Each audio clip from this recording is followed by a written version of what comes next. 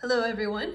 In this video we will be talking about how to use the concept of significant figures when you are multiplying and dividing measurements. This video assumes that you already understand how to determine the number of significant figures in a measurement. So if you do not know how to do that yet, watch another video or go find a resource that can help you learn how to do that.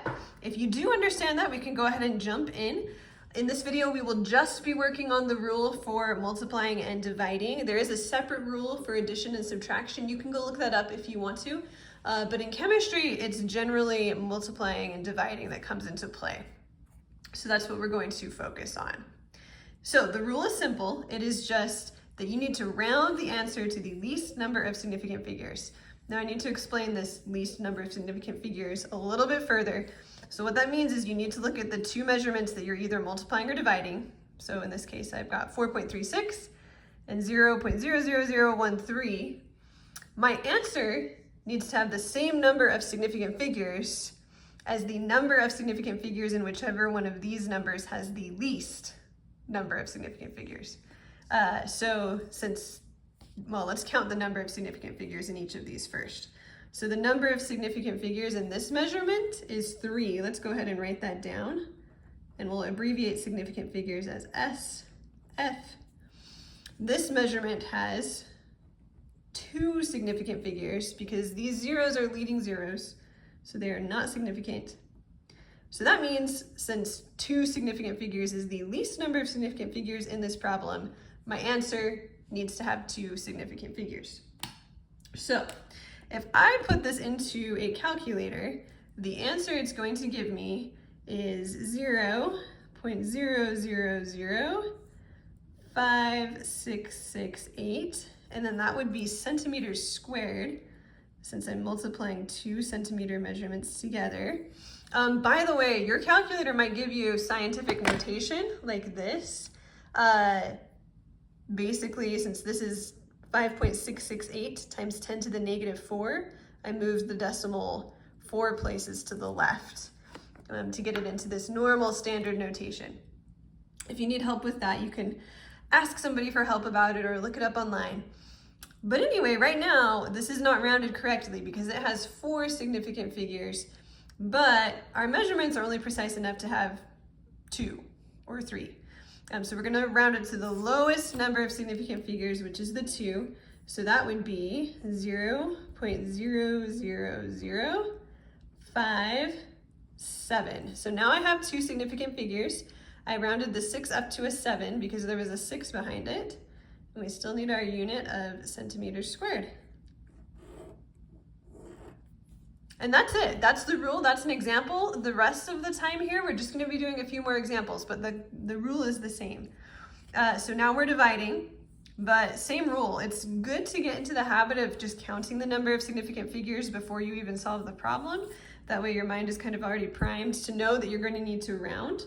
So this number has zeros at the end, but there is a decimal point, so those zeros are significant. So this one actually has 5 significant figures.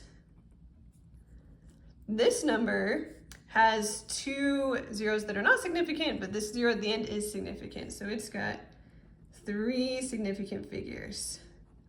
And we're doing division here. So we're gonna do 12.300 divided by 0.0230.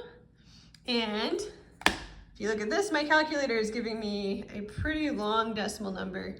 So like 534.7826. I'm not going to write all the decimal points.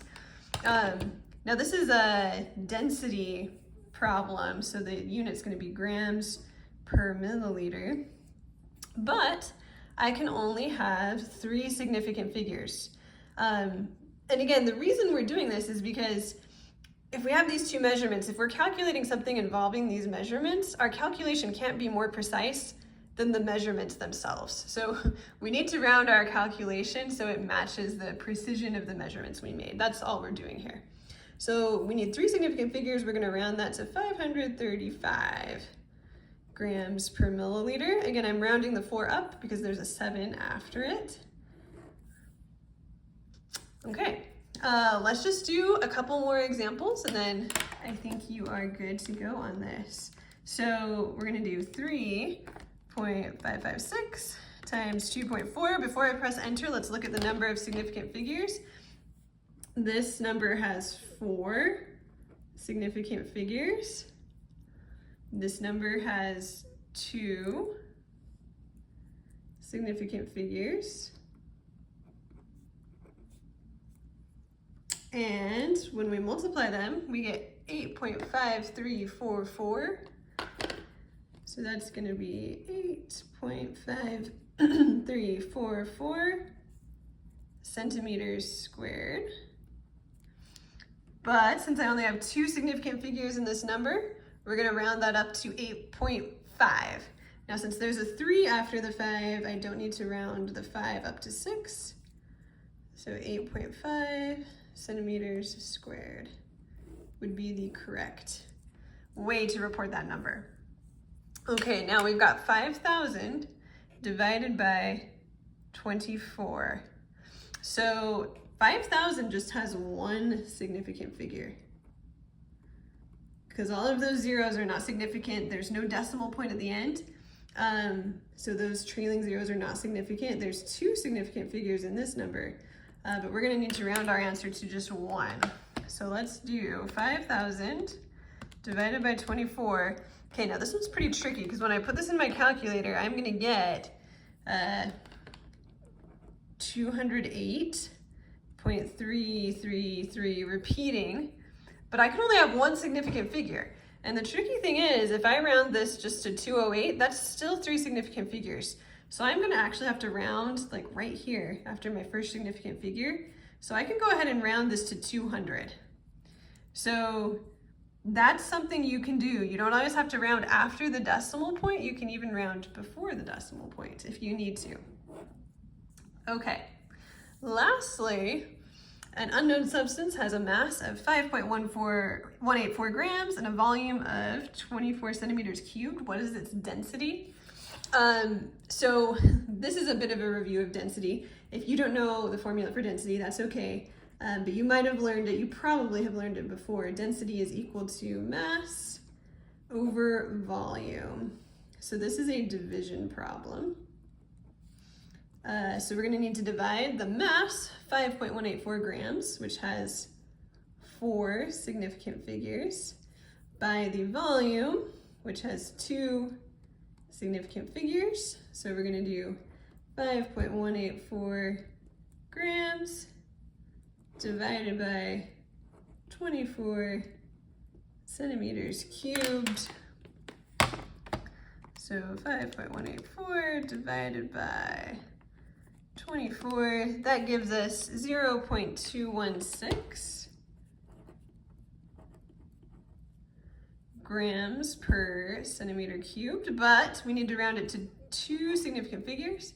So it's going to be 0.22 grams per centimeter cubed.